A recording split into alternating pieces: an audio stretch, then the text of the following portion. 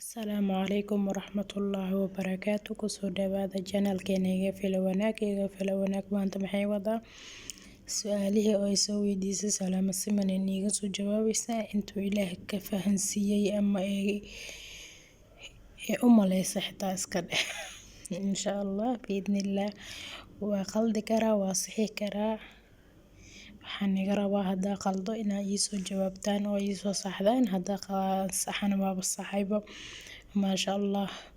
koleyba waa isku dayayaa mar walba inaa isku daydo way fiican tahay insha Allah. inkastoo aan lasoo daahay oo mar hore ay soo dhigtay isbuuci hore maleyna ama maalmo ka hor ay soo dhigtay, waqtigee tahay ma aqaano. koley waa lasoo daahay, raalli noqda. ugu horeyn channelka haddaa ku cusub tahay subscribe saar, gambaleelkana taabo sidoo kuugu soo dhaco video walba aan soo geliya oo noqoto fiirsadaha ugu horeeya ee fiirsada. siina share garee, like, comment intaba hanaga iloowin maasha Allah. haddana waxaan gudagaleynaa jawaabihii. waxaa kaloo laga yaabaa xitaa inaadan oo macluumaad oo si u taqaanay ama fikrad oo qaldan ka haysatay oo lagu saxo, yani jawaab qaldan ka haysatan ka wata lagu soo ka faa'iidi kartaa.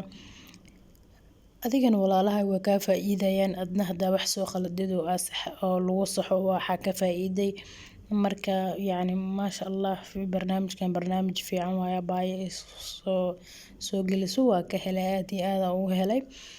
marka hadda su'aalihii hadda jawaabta aan su-aasha horta haddaan dhinac maro, waxay dhahday waxaa sheegtaa aayadda oo lagu leeyahay 3 iyo 7 hadii la isku daro 10 ay noqonaysaa suuradda ku jirto.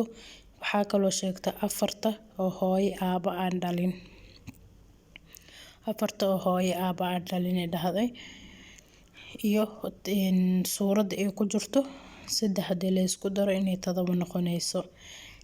sadaa ka bilaabo horta suuradda ay ku jirto waa al-baqara, suuratul baqara ay ku jirtaa, suuratul baqara ay ku jirtaa.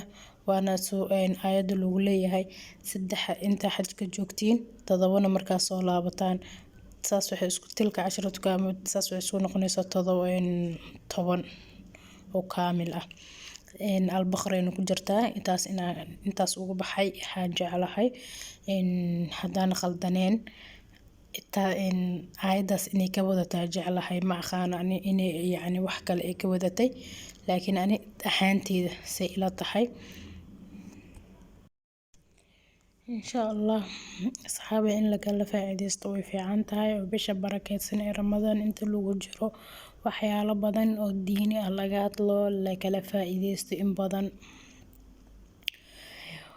oo waqtigeena aan gelino waxyaalo wax taraayo oo dadka ka faa'iideysanayaan, dadka kale oo anagana waxaan ka faa'iideyno insha Allah. marka adee oo su'aalo kale lagu weydiiyo waxaa isku dayaysaa calal aqal ina baarto raadsi, xitaa haddaadan ka siin haddaadan taqaanidna waa taqaanay juhdi badan haddaa soo geliso kale dad badan ka sii faa'iidayo. adigana wax lee ka faa'iideysaa haddaa wax qaladidoo kale lagu saxo, xitaa macluumada faa'iida oo ka faa'iiday ku noqonaysaa. waxaa kaloo ka faa'iidi kartaa yani ani ahaan say ila tahay insha Allah inaan saxaan rajeynayo. haddaan qalday ama su'aal taas ay ka wadanin oo meel kale ay ka wadatay way isoo sheegi kartaa. haddaa qaldaneen asxaabta ugu xiran way sheegi karaan. haddaan laabto 4 oo aaba la'aan dhalatay, waxaa ugu horeeya nabi aadam calayhi salaatu wassalaam.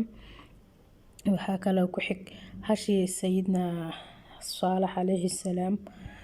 waxaa kaloo ku xig kabshi ismaaciil calayhi salaam. midda 3aad meesha soo ugu baxay. midda 4aad waa casa Muuse calayhi salaam. haddaan mar kale kusoo celiyo waxaan dhahay 4 hooyo aaba ay dhalin waa nabi aadam calayhi salaatu wassalaam.